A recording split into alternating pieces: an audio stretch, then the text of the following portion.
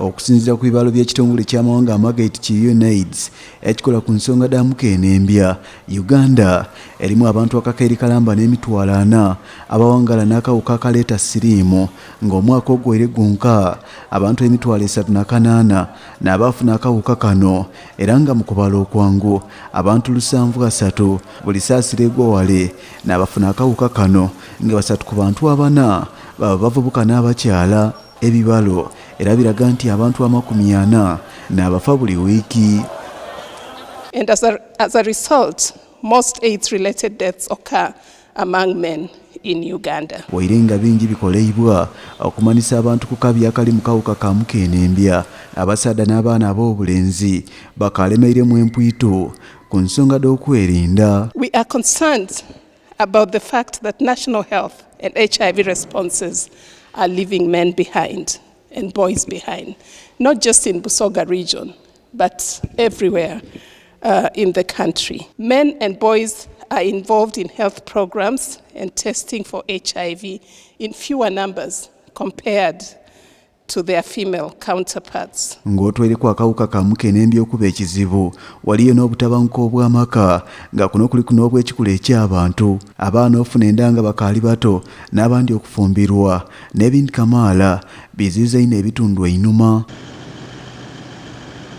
Buti olwaleero ekitongole ky'ensi yona ki UNAIDS nga kino kikola ku gwakulwanyisa siriimu, walala awo ne bayine baakyo okuli NFPA, Uganda AIDS Commission n'abandi bayise omukago n'emwenemu okuba emberi w'oluwenda olw'okumalawo siriimu wegunaatuukira omwaka ogw'2023. UNAIDS, together with its co-sponsors, is confident that through the Chabazinga initiative, has the power to change this situation among men and girls in Busoga region. More importantly, Your Majesty, you have the power to transform young men and boys by influencing the positive cultural norms, beliefs, and customs that impact on their access to sexual reproductive health services, plus positive gender relations. We do pray that you will support the cause so that we end AIDS by 2030.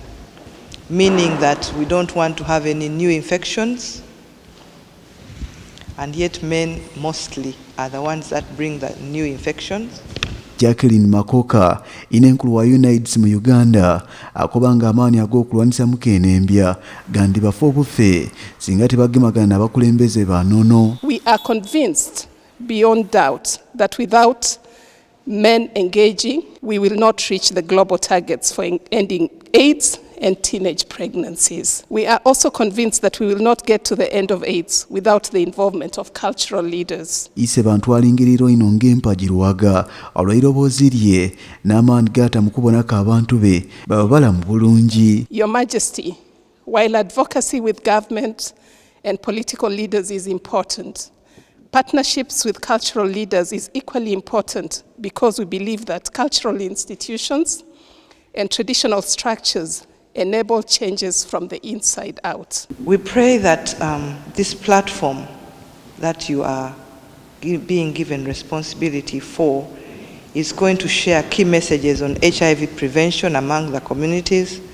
will address stigma and discrimination, will encourage the population to access testing and also taking antiretroviral treatment, and also will increase awareness in one or another so that we can end AIDS by 2030. Mukwogera kwe baba asoose na kusiima bano olw'okukola obutayisa mukono okubonako abantu be babalamu. So on behalf of Busoga Kingdom, I extend our gratitude for the various interventions and human work you're doing for Busoga and Uganda as a whole. We thank you for the work you've done, and we know that if we work as a team, we shall do a lot together.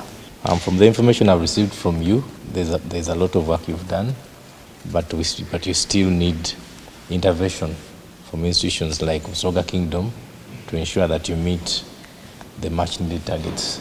So as a kingdom, we are an open door to development, and I know there's a lot we shall do when we are together and achieve as well. Kalera baana bano era bategeeza nti obwakyabazinga bwigule eri buli alina kyasobola okwongera ku basoga kale nga guno guba mukisa gw'amaanyi ino eri abantu be. One of our pillars is we need to have a healthy population. So when you come and join us with initiatives that are dealing with improving the lives of people, especially their health, you're most welcome, and we know together we shall fight the high rates of teenage pregnancies, the HIV rates, and other uncommunicable diseases. Because as Obwachabazinga, we as well wish to see our people in good conditions, wish to see them working hard, wish to see them moving from one place to another in terms of self-development, and as well giving back to the various communities. Mwenemo alambike na buti ensonga eno bweri gy'otambula. The kingdom has different structures where we have the cabinet, we have the chiefs royal council, we have the clan leaders, we have the elders council, we have the BUSOGA youth council, and several others, right from the top to the grassroots, that we shall be dealing with to ensure that the different messages and the different ways we want to do things are achieved. Okusinziira ku ISEBANTU ayenda BUSOGA eno ebe n'ebyobulamu ebitereire olwo buli omu asobola okola omulimu gwe okubona nga abantu be babalamu ate ng'ekiyimbe kino ekyamukenembya kyona kibaziramu. Once again, Your Majesty, let me congratulate you on your impressive commitment to work with young people. We are impressed with this work, and I'm happy today to welcome you as the UNAIDS National Goodwill Ambassador for engaging men and boys to end teenage pregnancies in the BUSOGA region. But I thank you for the opportunity you've accorded to me as a Goodwill Ambassador who will champion the engagement of men and boys, and of course fight the teenage pregnancies and other roles that shall be accorded accordingly. Ninze Peter Isumba Batwagaine, Baba TV, Amakonde.